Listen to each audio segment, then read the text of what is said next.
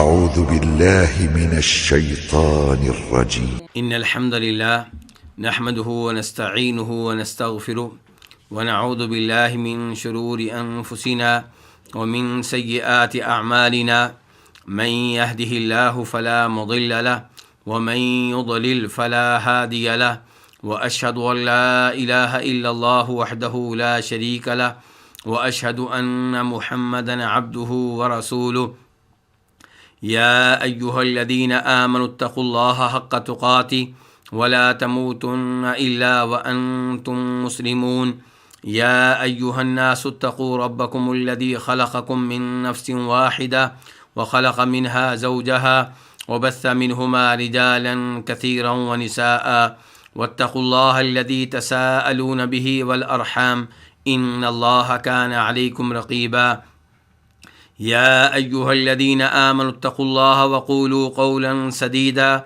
يصلح لكم أعمالكم ويغفر لكم ذنوبكم ومن يطع الله ورسوله فقد فاز فوزا عظيما أما بعد فإن خير الحديث كتاب الله وخير الهدي هدي محمد صلى الله عليه وسلم وشر الأمور محدثاتها وكل محدثة بدعة وكل بدعة ضلالة وكل ضلالة في النار.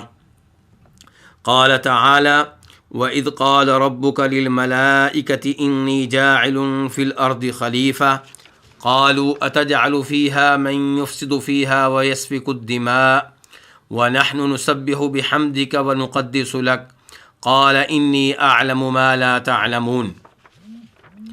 آج آیت نمبر 30 سے اللہ کے فضل و کرم سے تفسیر کا آغاز کریں گے، اور اس آیت میں اور جو آیتیں اس کے بعد ہیں ان میں اللہ رب العزت بیان کر رہے ہیں کہ اللہ رب العزت نے جب آدم کو اور آدم علیہ السلام کی اولاد کو پیدا کرنا چاہا تو تب اللہ رب العزت کے مابین اور فرشتوں کے مابین کیا مکالمہ ہوا، اور پھر فرشتوں اور آدم علیہ السلام کے مابین کیا گفتگو ہوئی، اس کا تذکرہ ہو رہا ہے. چنانچہ اللہ تعالیٰ فرماتے ہیں: وَإِذْ قَالَ رَبُّكَ، اور جب تیرے رب نے کہا، لِلْمَلَائِکَہ، فرشتوں سے، اِنِّی جَاعِلٌ فِی الْأَرْضِ خلیفہ، بے شک میں زمین میں ایک خلیفہ بنانے والا ہوں. وَإِذْ ظرف زمان ہے، یعنی کہ یہ لفظ وقت پہ دلالت کرنے کے لیے آتا ہے، اور یہاں پہ اس سے پہلے فعل محذوف ہے.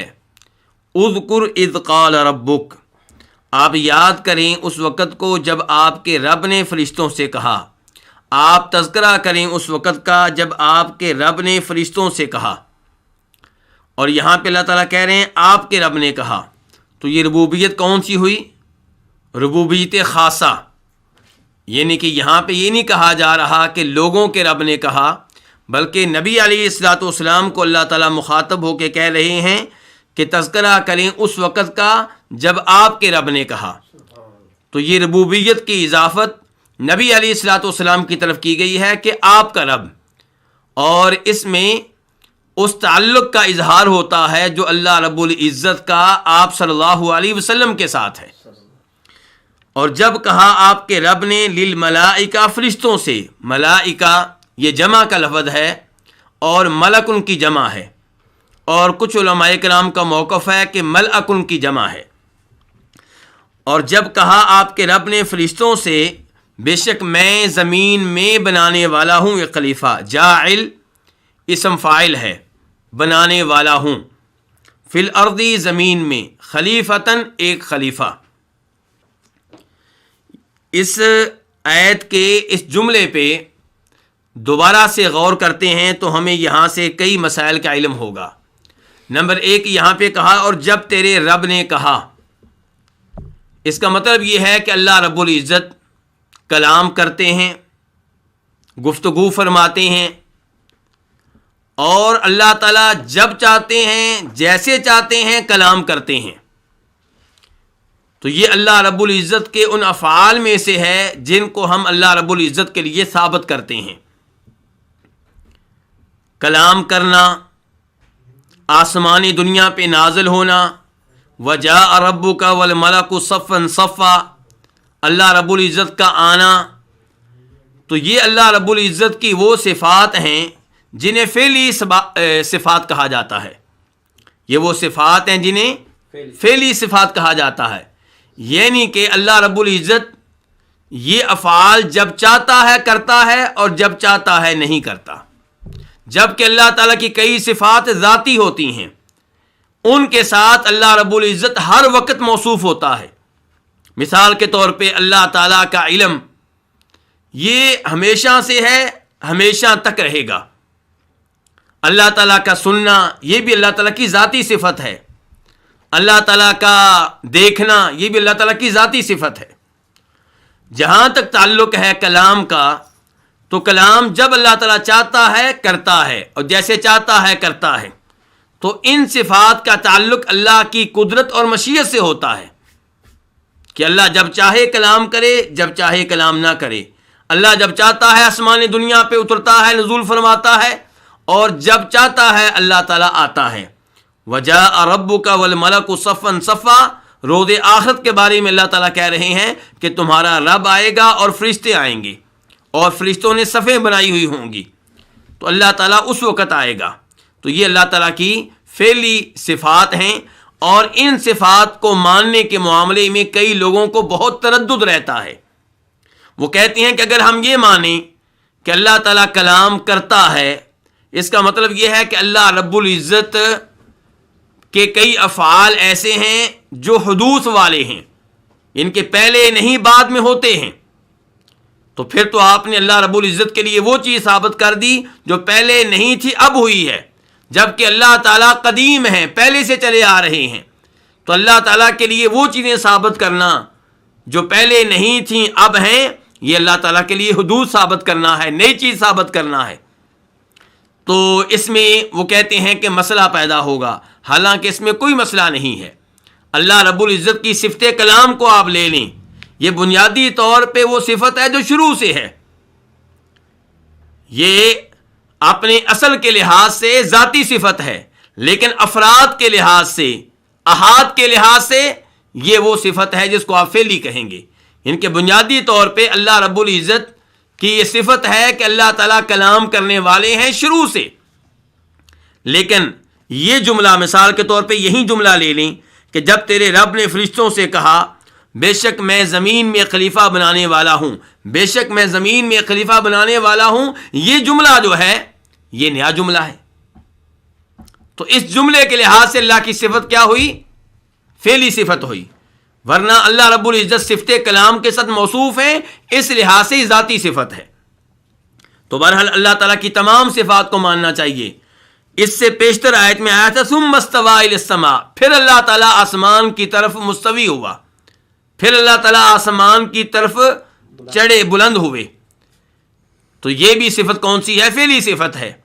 تو اللہ رب العزت نے جو بھی صفات جیسے بیان کی ہیں ان پہ آنکھیں بند کر کے ایمان لے آنا چاہیے. اپنی ناقص عقل کی وجہ سے ان صفات کو رد کرنا اور ان کی تعویل کرنا یہ مناسب نہیں ہے، یہ درست نہیں ہے. تو ہم یہاں سے یہ ثابت کرتے ہیں کہ اللہ کلام کرتے ہیں اور جب چاہتے ہیں کرتے ہیں، جس سے چاہتے ہیں کرتے ہیں. تو یہاں پہ اللہ نے کلام کیا کن سے؟ فرشتوں سے. تو اللہ تعالیٰ ہمارے نبی علیہ الصلوۃ والسلام سے کہہ رہے ہیں، اور اللہ کا ہمارے نبی سے کہنا یہ بھی پہلے نہیں تھا، بعد میں ہوا. اور جب آپ کے رب نے کہا، کن سے کہا؟ ملائکہ سے کہا. ملائکہ کا معنی کیا ہوتا ہے جی؟ فرشتے، اور یہ جمع کا لفظ ہے. اب یہاں پہ بھی ہم رکیں گے. ملائکہ، فرشتے، یہ ایک غیبی جہان ہے، غیبی دنیا ہے، جن کو اللہ رب العزت نے پیدا کیا کس چیز سے؟ نور سے. ان کو اللہ تعالیٰ نے نور سے پیدا کیا. جنوں کو کس سے پیدا کیا؟ آگ سے. انسان کو کس سے پیدا کیا؟ مٹی سے. تو فرشتوں کو، ملائکہ کو اللہ نے پیدا کیا ہے نور سے. اور یہ غیبی جہان ہے، ہم نے ان کو دیکھا نہیں ہے، لیکن ہم ان پہ ایمان لاتے ہیں. کس کے کہنے پہ؟ اللہ کے کہنے پہ. ہم ان پہ ایمان لاتے ہیں کس کے کہنے پہ؟ محمد الرسول اللہ کے کہنے پہ صلی اللہ علیہ وسلم. اور یہ ہے ان چیزوں پہ ایمان لانا جن کو آپ نے دیکھا نہیں ہے، اور اللہ تعالیٰ بیان کرتے ہیں مومنین کے اوصاف، متقین کے اوصاف، ھدی للمتقین الذین یؤمنون بالغیب، کہ متقی کون لوگ ہیں؟ جو ان چیزوں پہ ایمان لاتے ہیں جن کو دیکھا نہیں ہے، لیکن اللہ کے کہنے پہ ایمان لاتے ہیں، اللہ کے رسول کی بات کو مانتے ہوئے، ان کو سچا جانتے ہوئے ایمان لاتے ہیں۔ تو ہمارا ملائکہ پہ ایمان ہے، اور یہ غیبی دنیا ہے، حقیقی دنیا ہے، اور فرشتوں کی کئی اقسام ہیں، ان کی کئی ڈیوٹیاں ہیں جو اللہ نے لگا رکھی ہیں۔ مثال کے طور پہ جبریل علیہ السلام کی عام طور پہ ڈیوٹی کیا ہے؟ وحی لانے کی۔ اور ایک ملک الموت ہوتا ہے، موت کا فرشتہ، اس کی ڈیوٹی کیا ہے؟ روحیں قبض کرنے کی۔ اور پھر کئی فرشتے وہ ہیں جو قبر میں آ کے سوال و جواب کرتے ہیں، اور ایک فرشتہ وہ ہے جس کی ڈیوٹی سور پہ ہے، اس کا نام کیا جی؟ اسرافیل۔ تو ہمارا فرشتوں پہ ایمان ہے، اجمالی طور پہ بھی، تفصیلی طور پہ بھی۔ یعنی کہ اجمالی طور پہ ہمارا ایمان ہے کہ فرشتے اللہ کی مخلوق ہیں، اللہ نے ان کو نور سے پیدا کیا ہے، اور اللہ نے ان کی ڈیوٹیاں لگائی ہیں، اور وہ اپنی ڈیوٹیاں سر انجام دے رہے ہیں، اور وہ اللہ کی نافرمانی نہیں کرتے۔ اللہ تعالیٰ فرماتے ہیں قرآن حکیم میں، لا یعصون اللہ ما امرہم ویفعلون ما یؤمرون، اللہ جو حکم دے دے اس کی تعمیل کرتے ہیں، قطعاً اللہ کی نافرمانی نہیں کرتے، اللہ کی معصیت کا ارتکاب نہیں کرتے۔ اور تفصیلی طور پہ بھی ہمیں ایمان لاتے ہیں ملائکہ پہ۔ ملائکہ کے بارے میں جو اللہ نے تفصیلی معلومات دی ہیں کہ یہ فرشتہ جبریل علیہ السلام ہیں، اور یہ جو ہے ان کا نام اسرافیل ہے، یہ موت کے فرشتے ہیں۔ تو یہ ساری جو ہمیں معلومات دی گئی ہیں، ہم ان تمام پہ ایمان لاتے ہیں۔ یہاں پہ میں اتنی تفصیل سے گفتگو کیوں کر رہا ہوں؟ اس لیے کہ افسوس سے کہنا پڑتا ہے کئی ایسے لوگ ہیں جو ملائکہ کا انکار کرتے ہیں، ان کے وجود کو نہیں مانتے۔ یہ کون لوگ ہیں؟ یہ ملحد قسم کے فلاسفہ ہیں، ملحد قسم کے فلاسفہ، ارسطو کو ماننے والے اور اس کی تعلیمات کی پیروی کرنے والے۔ مسلمانوں میں سے کئی ایسے ہیں جنہوں نے کلمہ پڑھ لیا، لیکن ارسطو جیسے غلط لوگوں کی پیروی کرنے لگے، اس کی کتابیں پڑھنے لگے، اس کے اصولوں کو اپنانے لگے۔ تو ان لوگوں نے فرشتوں کی حقیقت کا انکار کیا ہے۔ یہ کیا کہتے ہیں؟ کہتے ہیں ملائکہ سے مراد یا تو وہ انسان ہیں جو اچھی صفات کے حامل ہیں، یا ملائکہ سے مراد کون ہیں؟ خیر کی قوتیں، نیکی کی قوتیں، اور شیطانوں سے مراد شر کی قوتیں۔ تو جب ان سے کہا جاتا ہے کہ اللہ تعالیٰ تو کہتے ہیں کہ فرشتوں نے آدم علیہ السلام کو سجدہ کیا اور شیطان نے سجدہ کرنے سے انکار کیا، تو وہاں سے پتہ چل رہا ہے کہ ان کی حقیقت ہے۔ تو کہتے ہیں وہاں پہ مراد یہ ہے کہ خیر کی قوتیں عقل کے سامنے جھک گئیں، عقل کی اطاعت کی، اور شر کی قوتیں انہوں نے عقل کے سامنے جھکنے سے انکار کر دیا۔ تو یہ تعویل ہے، اور یہاں پہ اس تعویل کو رد کرنے کے لیے ہمارے ساتھ وہ لوگ بھی موجود ہیں جو اللہ تعالیٰ کے ناموں اور صفات کی تعویل کرتے ہیں۔ یہاں پہ وہ بھی کہتے ہیں کہ یہ تعویل غلط ہے۔ ایسے ہی کئی لوگ آخرت کے امور کی تعویل کرتے ہیں، جنت اور جہنم کی حقیقت کو ماننے کے منکر ہیں، میزان کو نہیں مانتے، کہتے ہیں میزان اور ترازو سے مراد اللہ کا عدل و انصاف ہے۔ تو یہاں پہ آخرت سے متعلقہ امور کی تعویل رد کرنے کے لیے اور فرشتوں کی حقیقت کے بارے میں جو تعویل کی جاتی ہے اس کو رد کرنے کے لیے ہمارے ساتھ وہ لوگ بھی ہیں جو خود اللہ کے ناموں اور صفات کی تعویل کرتے ہیں، اور ہم انہیں یہی خبردار کرتے تھے کہ اگر تم تعویل کا دروازہ کھولو گے تو پھر اسے بند نہیں کر سکو گے۔ اگر آپ اللہ کے ناموں کی تعویل کریں گے، اللہ کی صفات کی تعویل کریں گے، تو دوسرا آ کر قرآن کریم کی کسی اور آیت کی تعویل کرے گا اور آپ اس کے اوپر انکار کریں گے، تو وہ آپ کو کہے گا اچھا آپ اللہ کے ناموں کی تعویل کیوں کرتے ہیں، آپ اللہ کی صفات کی تعویل کیوں کرتے ہیں؟ تو حق بات یہ ہے کہ اللہ نے جو بتا دیا اس پہ ایمان لے آئیں، اس کی حقیقت کو مان لیں، اور تعویل کرنے سے گریز کریں، کیونکہ تعویل کرنے کا مطلب یہ ہے کہ آپ کہنا چاہتے ہیں کہ جو اللہ نے کہا وہ درست نہیں ہے، اس لیے میں اس کی تعویل کرنے پہ مجبور ہوں، اور یہ کفری عقیدہ ہے۔ اللہ تعالی ہمیں ایسے کفری عقائد سے محفوظ رکھے۔ تو جب کہا تیرے رب نے للملائکۃ، کن سے کہا؟ فرشتوں سے کہا، ملائکہ سے کہا، انی جاعل فی الارض خلیفہ، بے شک میں زمین میں بنانے والا ہوں خلیفتاً، ایک جانشین۔ خلیفہ یہ لفظ فعیلہ کے وزن پہ ہے، تا مبالغہ کے لیے ہے، اصل لفظ کیا ہے؟ خلیف، فعیل۔ تو فعیل کے وزن پہ جو لفظ ہوگا وہ یا فاعل کے معنی میں ہوگا یا مفعول کے معنی میں ہوگا، یعنی کہ خلیفہ جانشین بننے والا، یعنی کہ جو کسی کا جانشین بنے، خلیفہ فاعلہ، یا پھر آپ کہیں گے خلیفہ مفعولہ، کہ وہ جس کا کوئی اور جانشین بنے۔ یعنی کہ اللہ تعالیٰ کہہ رہے ہیں میں زمین میں خلیفہ بنانے والا ہوں۔ کیا مطلب؟ ایک ایسی مخلوق کو پیدا کرنے والا ہوں جو کسی دوسرے کی جانشین بنے گی۔ مثال کے طور پہ کہا جاتا ہے کہ زمین پہ پہلے جن رہتے تھے، پھر ان کی جگہ پہ انسان آ گئے، تو انسان خلیفہ بنا کن کا؟ جنوں کا۔ یا معنی یہ ہوگا کہ میں زمین میں خلیفہ بنانے والا ہوں ایسی مخلوق جو ایک دوسرے کی جانشین بنے گی، یعنی کہ بعد والے ان کے جانشین بنیں گے۔ اللہ تعالیٰ فرماتے ہیں قرآن حکیم میں سورہ انعام کے آخر میں، وَهُوَ الَّذِي جَعَلَكُمْ خَلَائِفَ الْأَرْضِ، وہی ہے جس نے تم کو زمین میں خلیفہ بنایا، یعنی کہ ایک دوسرے کے جانشین بنایا۔ کچھ لوگ زندہ ہیں، فوت ہو جائیں گے، ان کے بعد دوسرے آ جائیں گے، ان کے جانشین بنیں گے، وہ فوت ہو جائیں گے، ان کے بعد اگلی نسل آئے گی، وہ ان کی جانشین بنے گی۔ اور خلیفہ میں ان دونوں معنوں کا احتمال ہے۔ اور ایک یہ بھی کہا جاتا ہے کہ خلیفہ فاعل کا معنی میں جانشین بننے والا کس کا؟ جنوں کا نہیں، اللہ رب العزت کا، کہ میں زمین میں ایک ایسے انسان کو پیدا کرنے والا ہوں یا ایسی قوم کو پیدا کرنے والا ہوں جو جانشین بنے گی کس کی؟ اللہ تعالیٰ کی۔ کیا کوئی اللہ تعالیٰ کا خلیفہ اور جانشین بن سکتا ہے؟ یہ ایک سوال ہے۔ بہت سے محقق علماء کرام یہ جملہ استعمال کرنے سے روکتے ہیں۔ وہ کہتے ہیں کہ اللہ کا کسی کو بھی خلیفہ قرار دینا درست نہیں ہے۔ کیوں؟ کیونکہ خلیفہ کا مطلب کیا ہوتا ہے کہ آپ جانشین بنیں کسی کے، کس کے؟ خلیفہ وہ ہوتا ہے جو کسی ایسے کا جانشین بنے جو فوت ہو جائے، یا جو غائب ہو جائے، یا جو اپنے امور تنہا نہ چلا سکے، اس کو کسی اور کی ضرورت ہے تو بعض امور میں وہ کسی کو اپنا خلیفہ بنا دیتا ہے۔ اور اللہ رب العزت حی قیوم ہے، اللہ تعالیٰ کے اوپر کبھی بھی موت طاری نہیں ہوگی۔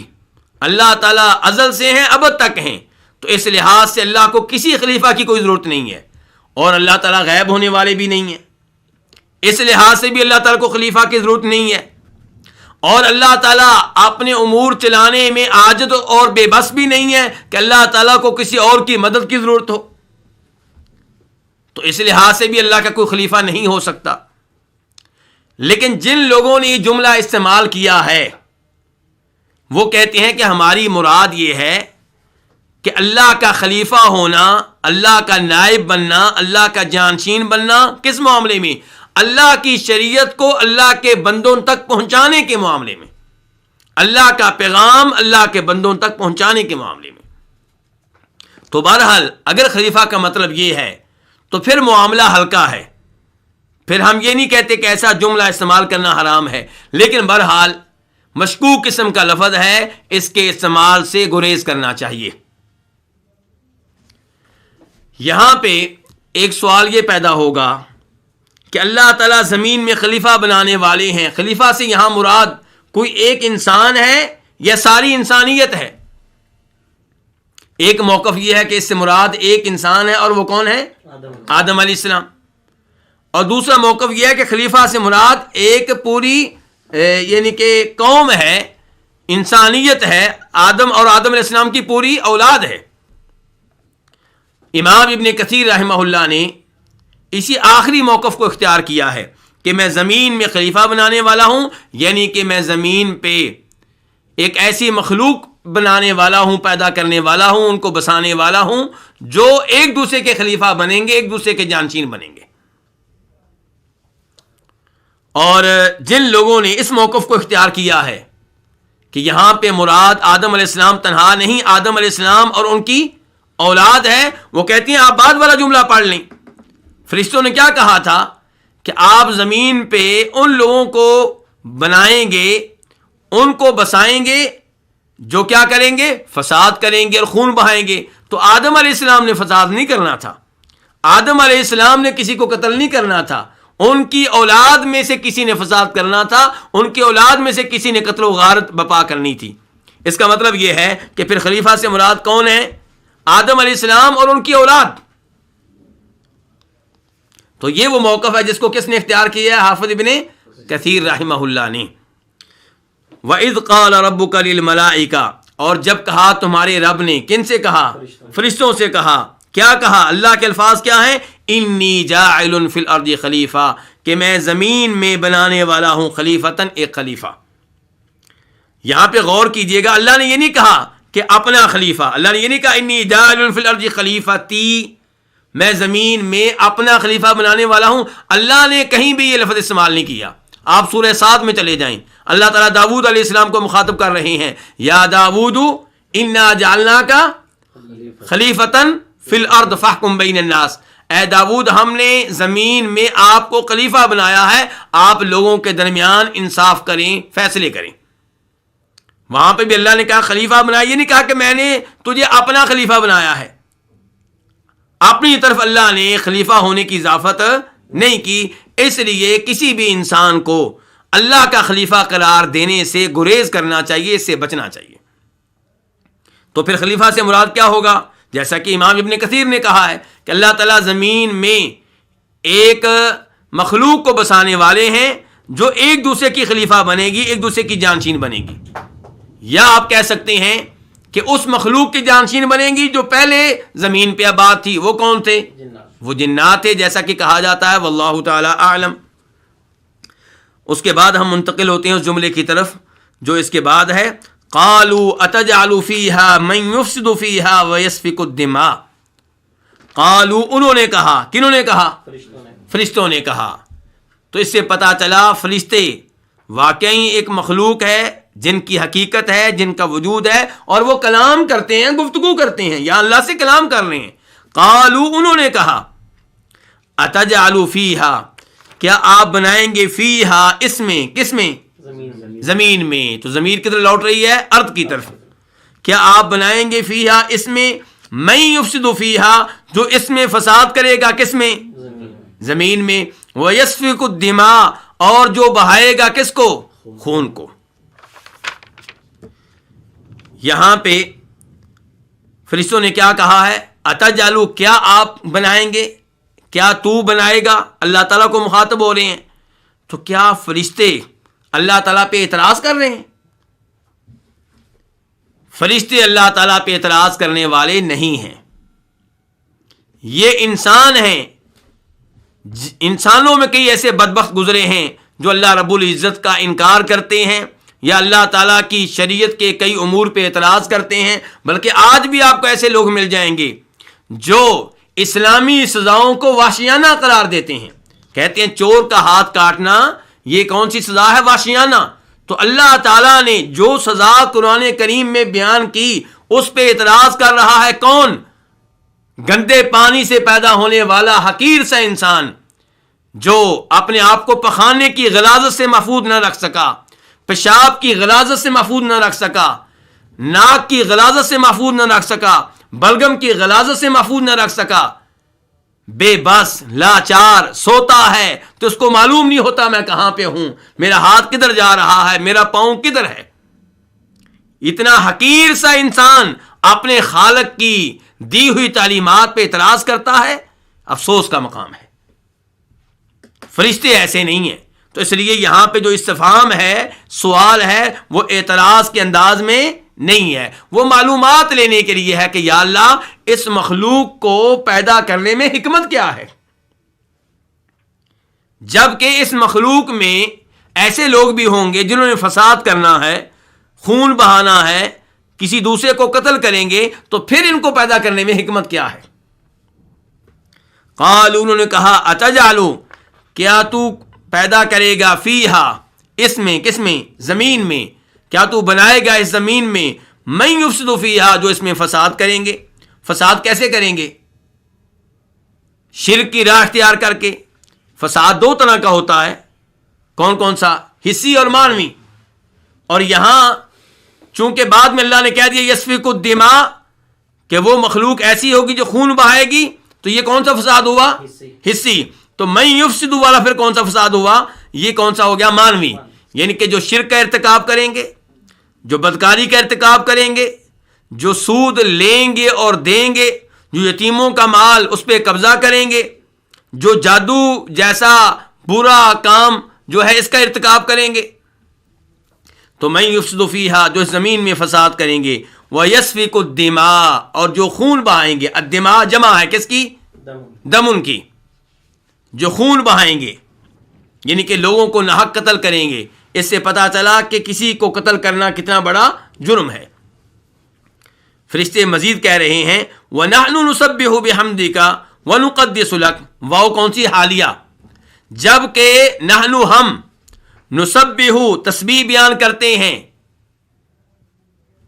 بحمدک تیری حمد کے ساتھ، تیری تعریف کے ساتھ، ونقدس لک اور ہم تیرے لیے پاکیزگی بیان کرتے ہیں۔ فرشتے کیا کہنا چاہ رہے ہیں؟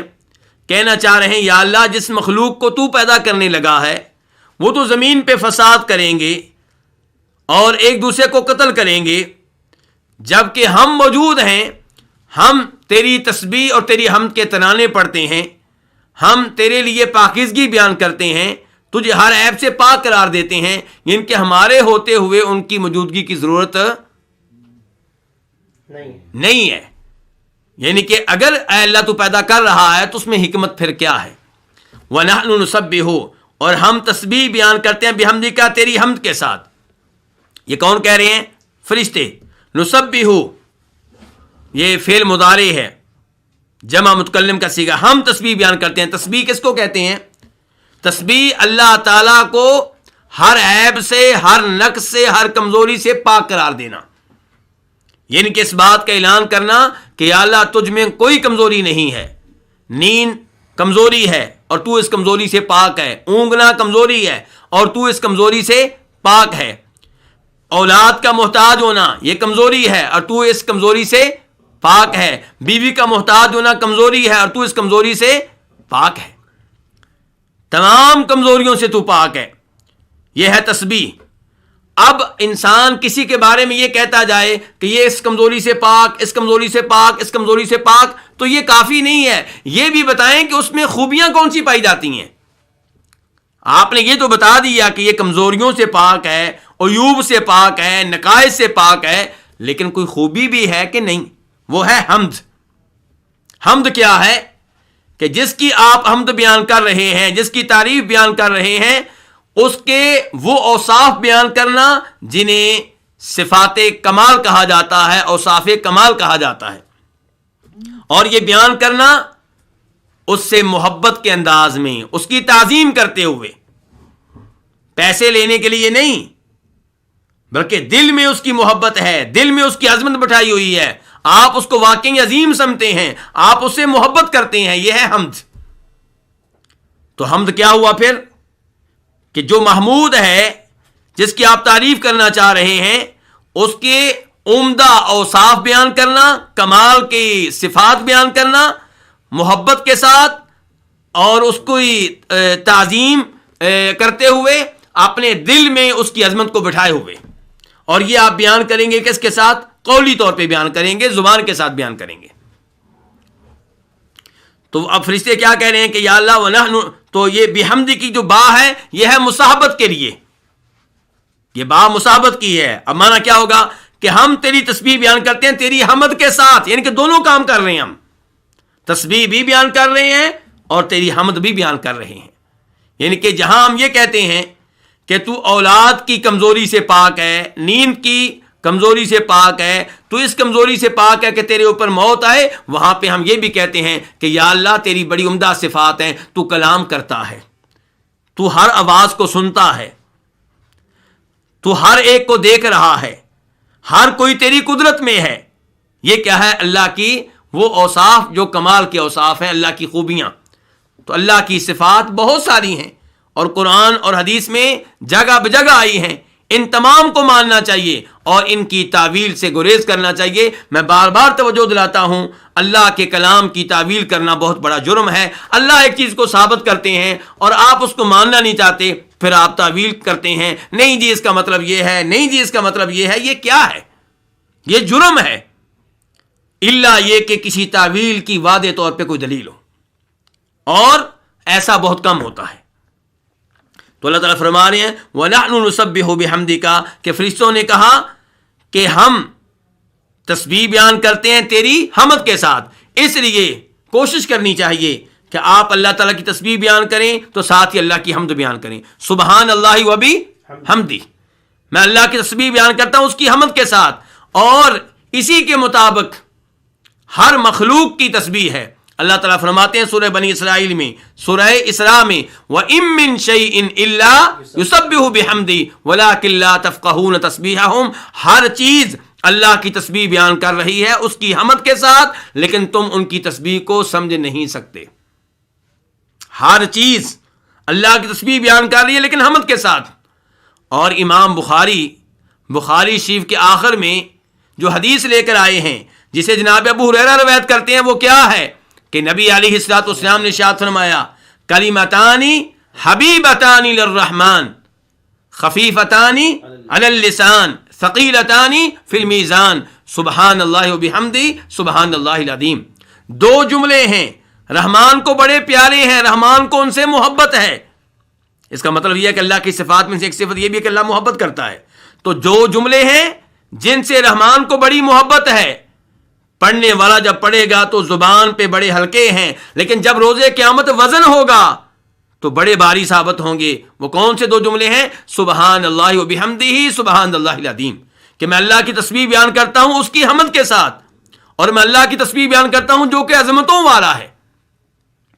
تو اللہ رب العزت کی تسبیح اس کی حمد کے ساتھ بیان کرتے رہنا چاہیے. اللہ کو اپنی حمد بڑی پسند ہے، اسی لیے اللہ تعالیٰ نے فرشتوں کو اس عبادت پہ لگایا ہوا ہے.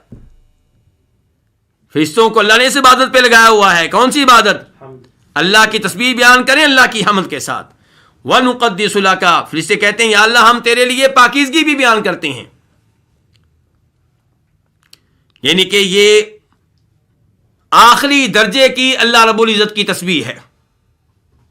تسبیح اللہ کو تمام عیوب سے پاک قرار دینا، ساتھ اللہ کی حمد بیان کرنا، اور آگے پھر کہا وَنُقَدِّسُ لَكَ، کہ ہم تیری پاکی بیان کرتے ہیں، کہ اچھی طرح کہتے ہیں کہ یا اللہ بالکل تجھ میں کوئی عیب نہیں ہے، تو ہر عیب سے پاک ہے، ہر نقص سے پاک ہے، تو اس بات سے پاک ہے، تو کسی بات سے عاجز ہو، بے بس ہو، لاچار ہو، ہر چیز تیری قدرت میں ہے. وَنُقَدِّسُ لَكَ، یہ لام جو ہے اختصاص کا ہے کہ ہم پاکی بیان کرتے ہیں خاص تیرے لیے.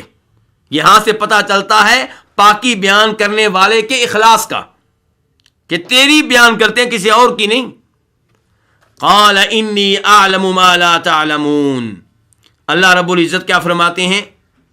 آپ دیکھیں، میں نے کہا تھا کہ کلام اللہ تعالیٰ کی صفت ہے، اور یہ بنیادی طور پہ اللہ کی ذاتی صفت ہے، لیکن احاد کے لحاظ سے یہ اللہ تعالیٰ کی کون سی صفت ہے؟ فعلی، کہ اللہ تعالیٰ جب چاہتے ہیں کلام کرتے ہیں. پہلے اللہ نے کلام کیا، کہا فرشتوں سے میں زمین میں خلیفہ بنانے والا ہوں. پھر فرشتوں نے سوال کیا، اللہ نے وہ سوال سنا اور جواب پھر کیا دیا؟ انی اعلم ما لا تعلمون. جب چاہتا ہے اللہ کلام کرتا ہے کہ میں جانتا ہوں جو تم نہیں جانتے.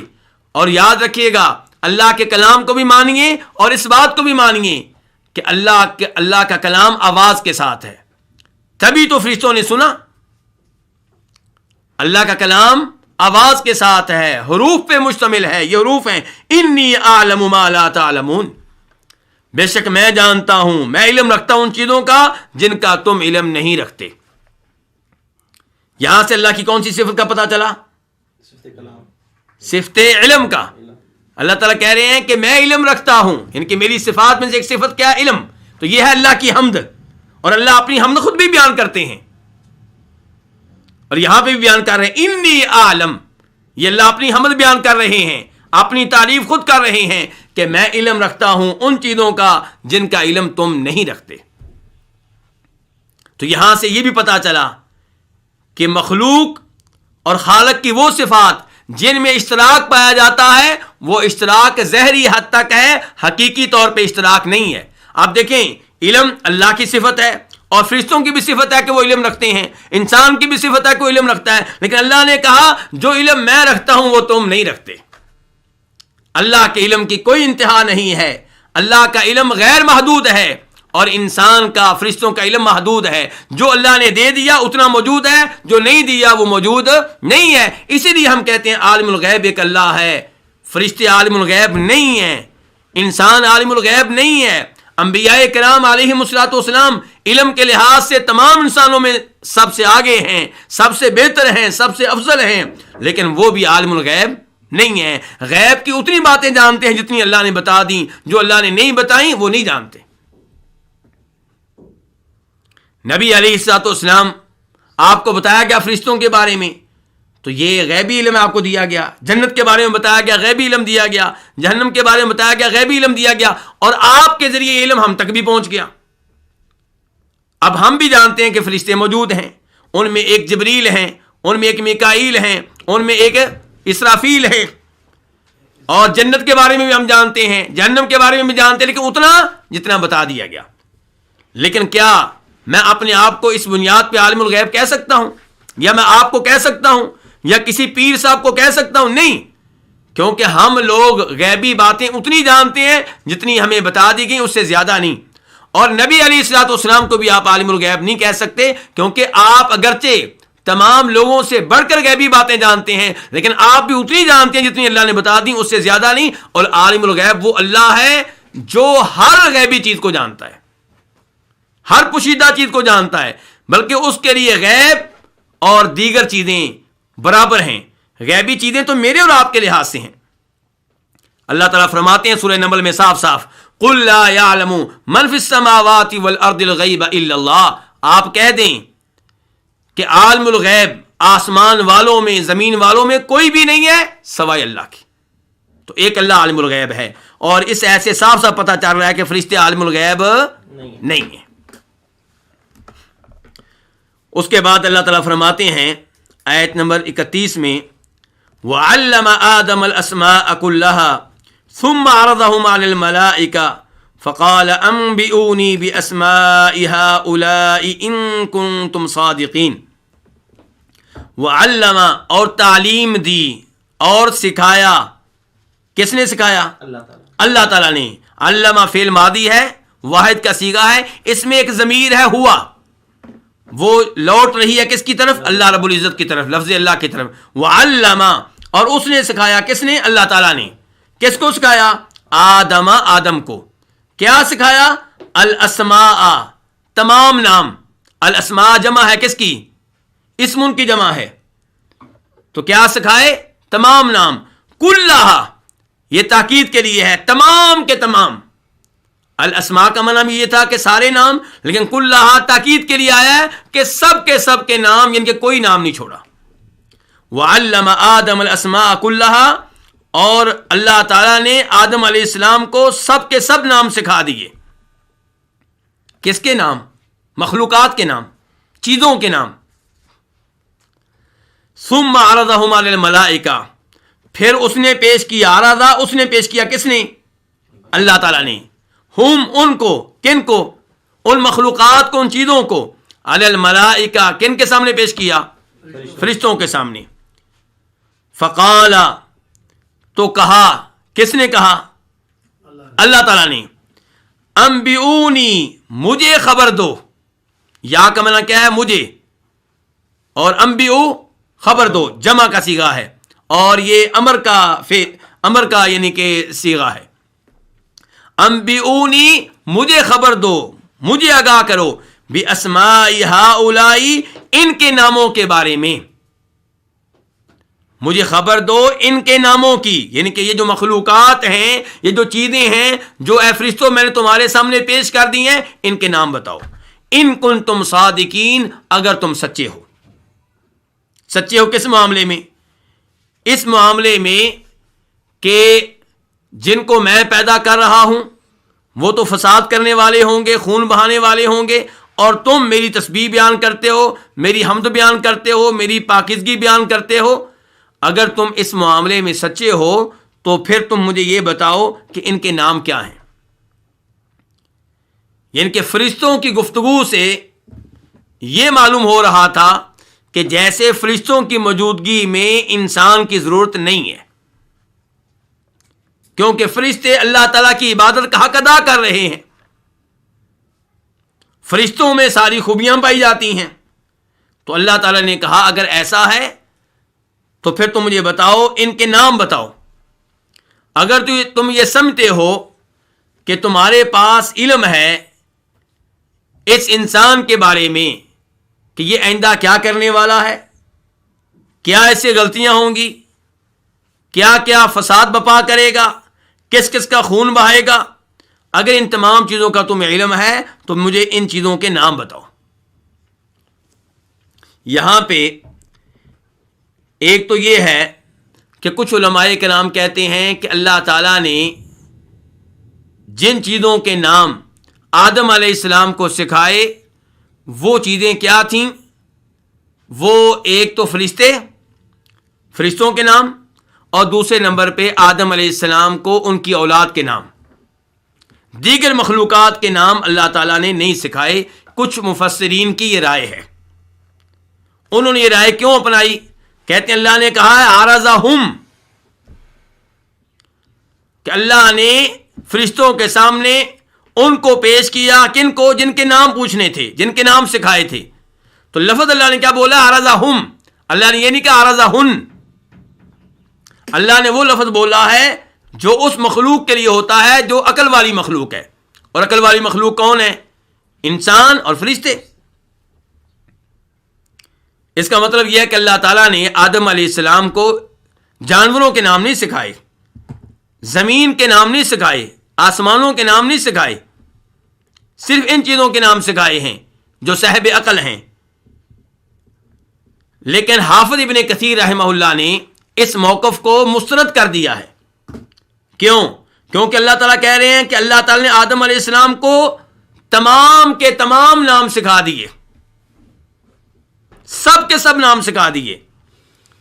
اور جہاں تک تعلق ہے اس بات کا کہ ثم عرضہم، اللہ نے کہا ہے کہ اللہ تعالیٰ نے ان کو پیش کیا فرشتوں کے سامنے، اور لفظ اللہ نے وہ استعمال کیا ہے جو صاحب عقل کے لیے ہوتا ہے، تو یہ وہی انداز ہے جو اللہ تعالیٰ نے اپنایا ہے سورہ نور میں، واللہ خلق کل دابۃ من ماء فمنہم من یمشی علی بطنہ ومنہم من یمشی علی ومنہم من یمشی علی رجلین ومنہم من یمشی علی اربع یخلق اللہ ما یشاء۔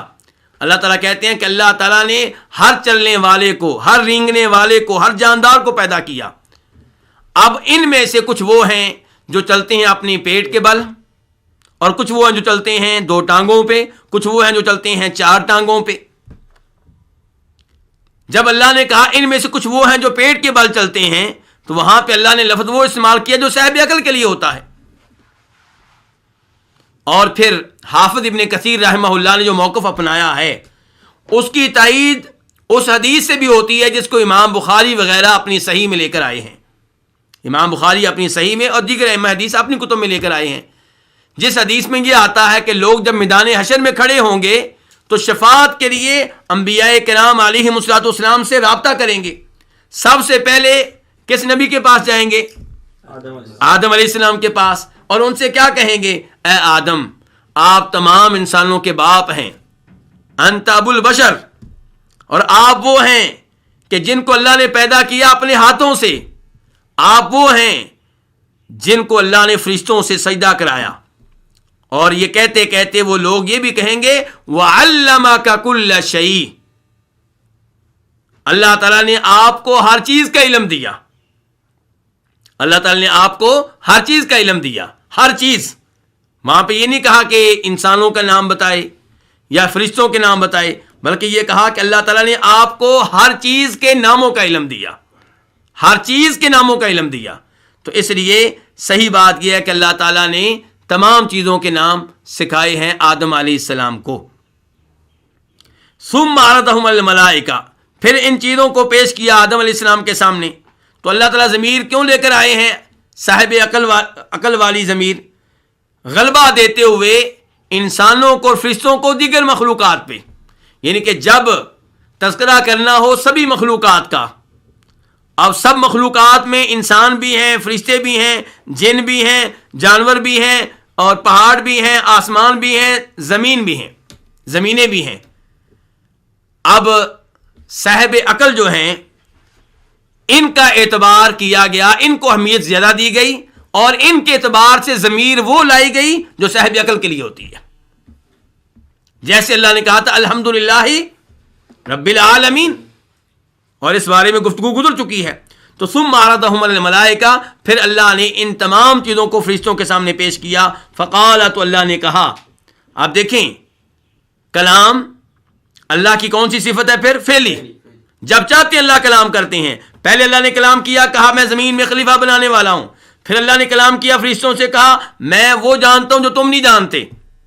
اور اب اللہ تعالیٰ پھر کلام کر رہے ہیں, کہہ رہے ہیں انبئونی باسماء ہؤلاء, مجھے خبر دو, مجھے بتاؤ ان چیزوں کے ناموں کے بارے میں, ان کنتم صادقین, اگر تم اپنے دعوے میں سچے ہو.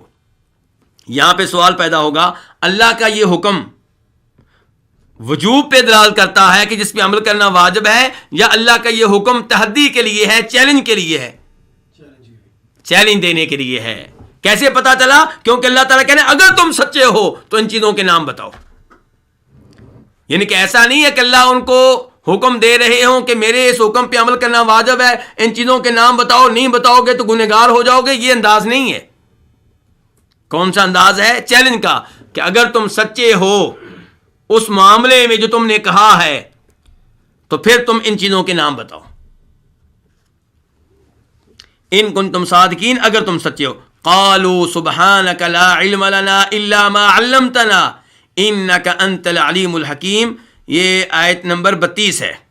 قالوا, انہوں نے کہا, کنہوں نے؟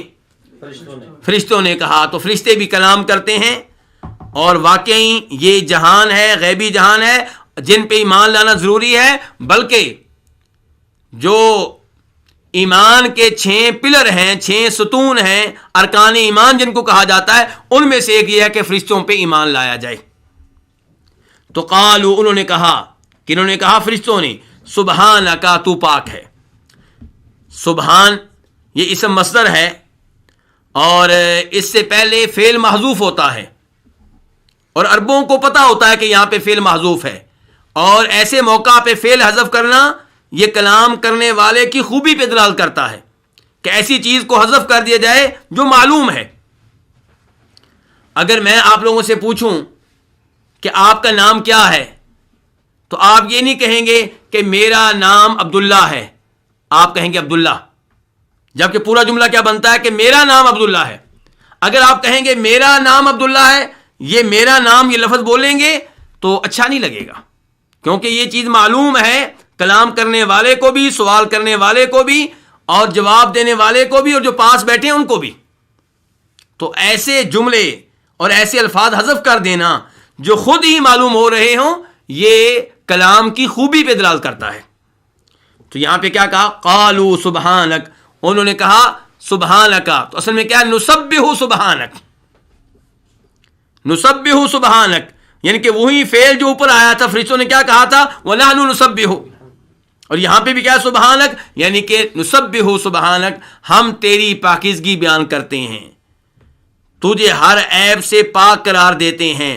ہم مانتے ہیں کہ جس انسان کو تو پیدا کر رہا ہے اس کو بغیر حکمت کے پیدا نہیں کر رہا. کسی چیز کو تو حکمت کے بغیر پیدا کرے یہ عیب ہے, اور تو اس عیب سے پاک ہے.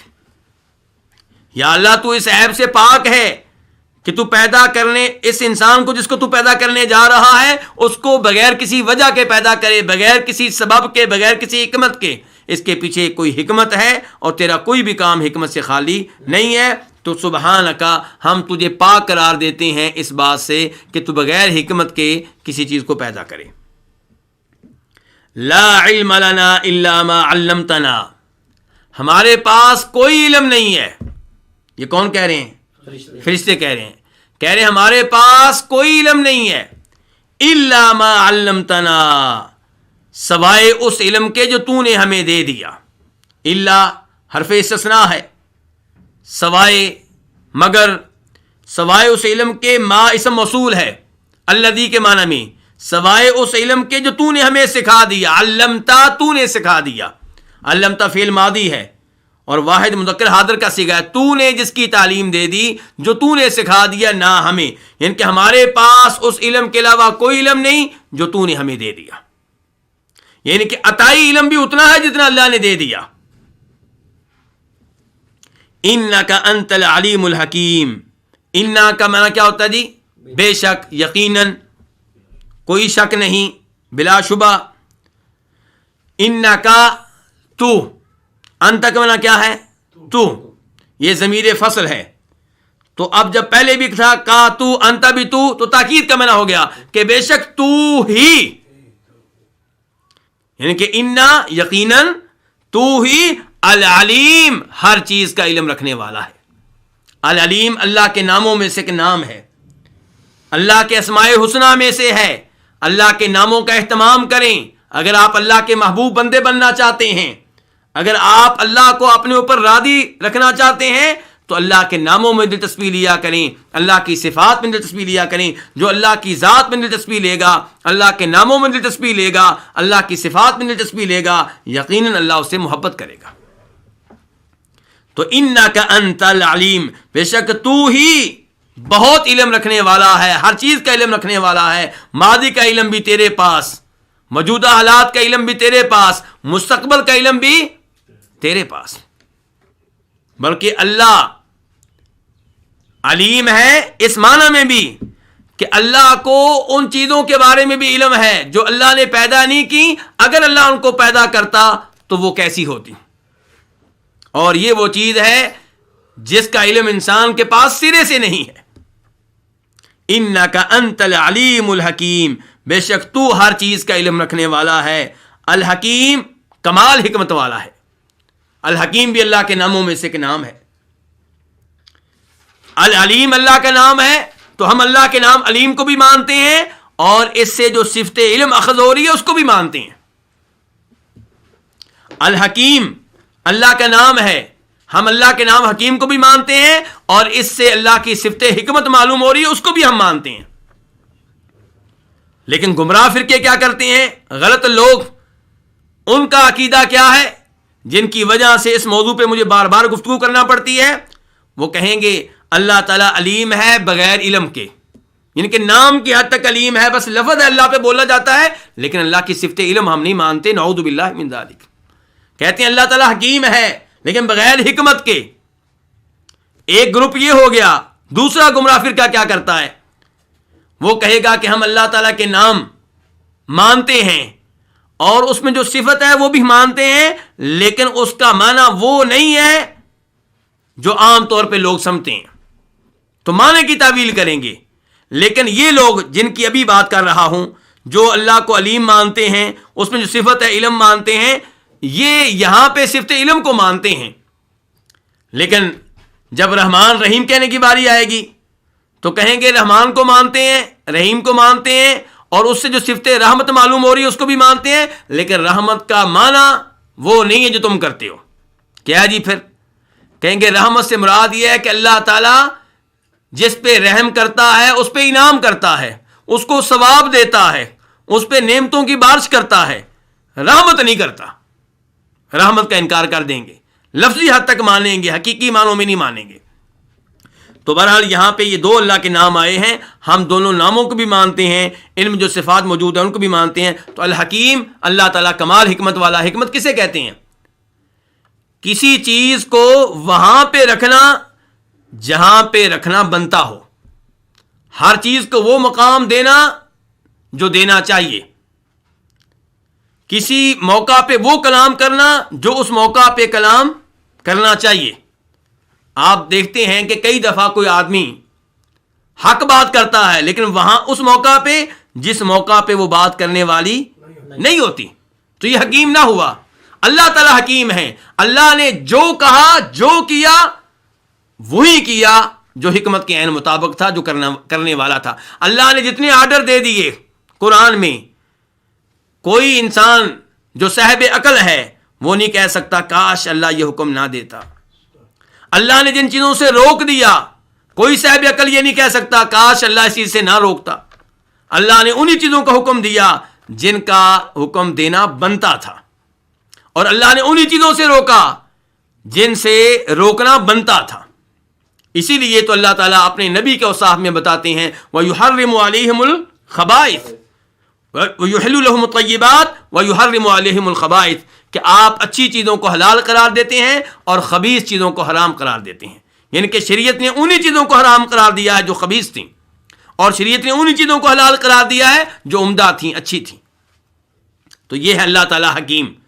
اس کے بعد اللہ تعالیٰ فرماتے ہیں، آیت نمبر 33 ہے، قال یا آدم انبئهم باسمائهم فلما انبأهم باسمائهم قال الم اقل لكم انی اعلم غیب السماوات والارض واعلم ما تبدون وما کنتم تکتمون۔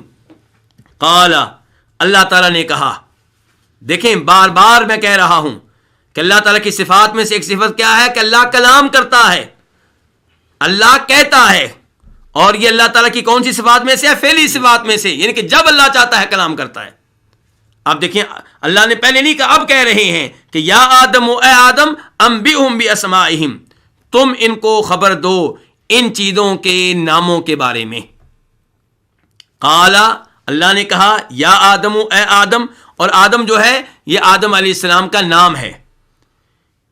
کچھ لوگ کہتے ہیں کہ آدم علیہ السلام کا لقب ہے، لقب نہیں، آدم علیہ السلام کا کیا ہے؟ نام ہے۔ اے آدم، انبئ، یہ بھی فعل امر ہے، آرڈر کا لفظ ہے، لیکن آرڈر کا لفظ یہ واحد کے لیے ہے کہ جمع کے لیے ہے؟ واحد کے لیے، ایک آدمی کے لیے۔ پہلے اللہ نے کہا تھا، پیچھے فرشتوں کو کہا تھا انبئونی، انبئو، وہ بھی فعل امر تھا لیکن وہ جمع کے لیے تھا کیونکہ فرشتے زیادہ ہیں، ان سے کہا تھا تم بتاؤ، تم خبر دو۔ یہاں پہ اب آدم علیہ السلام اکیلے ہیں تو کہا انبئ، انبئ، تم بتاؤ، تم خبر دو، ہم، ان کو، کن کو؟ فرشتوں کو۔ اے آدم انبئہم، ان کو خبر دو، فرشتوں کو، باسمائہم، ان کے ناموں کی، کن کے ناموں کی؟ ان چیزوں کے ناموں کی جو چیزیں اللہ تعالیٰ نے فرشتوں کے سامنے پیش کی تھیں، اور فرشتوں سے کہا تھا تم ان کے نام بتاؤ۔ تو اب اللہ تعالیٰ آدم علیہ السلام سے کہہ رہے ہیں کہ آدم، یہ فرشتے تو نہیں بتا سکے، آپ ان فرشتوں کو بتائیں باسمائہم، ان چیزوں کے ناموں کے بارے میں۔ اسماء کے بارے میں پہلے بھی کہہ چکا ہوں، کس کی جمع ہے؟ اسم کی جمع ہے۔ فلما انبأہم باسمائہم، فلما، پس جب، انبأ، اس نے بتایا، اس نے خبر دی، کس نے؟ آدم علیہ السلام نے۔ انبأ فعل ماضی ہے، انبئ پیچھے گزرا فعل امر تھا، آرڈر کا لفظ، اور یہاں پہ کیا؟ انبأ فعل ماضی، کہ جب اس نے خبر دی، کس نے؟ آدم علیہ السلام نے، ہم، ان کو، کن کو؟ فرشتوں کو، باسمائہم، ان کے ناموں کی، کن کے ناموں کی؟ ان چیزوں کے ناموں کی۔ قال، تو اللہ تعالیٰ نے کہا، دیکھیں بار بار اللہ تعالیٰ کلام کر رہے ہیں، جب چاہتے ہیں اللہ تعالیٰ کلام کرتے ہیں، یہ اللہ کی خوبی ہے، کلام کرنا میرے بھائیوں خوبی ہے۔ افسوس سے کہنا پڑتا ہے، گمراہ فرقے کیا کہتے ہیں؟ اللہ کلام کرتا ہے لیکن کلام نفسی۔ کیا مطلب؟ اللہ تعالیٰ کلام کرتا ہے، مطلب یہ ہے کہ اللہ کے کلام کی کوئی آواز نہیں ہے، اس کو کوئی سن نہیں سکتا، اس کے کوئی حروف نہیں ہے۔ اللہ جو کہنا چاہتے ہیں کسی کے دل میں ڈال دیتے ہیں، تو یہ تو اللہ کی صفت کا پھر انکار ہو گیا۔ اس کا مطلب یہ ہے کہ اللہ جو کہنا چاہتے ہیں اس کے دل میں ڈال دیتے ہیں، ان کے بولتے نہیں ہیں، بولنے کا یہ لوگ انکار کرتے ہیں۔ افسوس سے ہمیں یہ کہنا پڑتا ہے، جبکہ کلام کرنا خوبی ہے۔ اللہ رب العزت کلام کرتے ہیں، کیا کہہ رہے ہیں؟ اللہ تعالیٰ قال، اللہ تعالیٰ نے کہا، الم اقل لکم، کیا میں نے تم سے نہیں کہا تھا؟ یہ اللہ تعالیٰ کس کو مخاطب کر رہے ہیں؟ فرشتوں کو، کہ جب آدم علیہ السلام نے کامیابی سے وہ نام بتا دیے تو اب اللہ تعالیٰ کہہ رہے ہیں کیا میں نے تم سے نہیں کہا تھا کہ بے شک میں علم رکھتا ہوں، میں جانتا ہوں آسمانوں اور زمین کی پوشیدہ چیزوں کو، اور میں جانتا ہوں جو تم ظاہر کرتے ہو اور جو تم چھپاتے ہو۔ قال، اللہ نے کہا، یہ حمزہ کون سا ہے جی؟ استفہام کا۔ استفہام تقریر کے لیے ہے، انکار کے لیے نہیں ہے۔ ان کے اللہ تعالیٰ کہنا چاہتے ہیں کیا میری یہ بات درست نہیں ہے جو میں پہلے کہہ چکا ہوں؟ قال الم اقل لکم، کیا میں نے تم سے نہیں کہا، انی کہ بے شک میں، عالم علم رکھتا ہوں، جانتا ہوں۔ بار بار پتہ چل رہا ہے اللہ کی صفات کا، اللہ تعالیٰ کی صفات میں دلچسپی لیں۔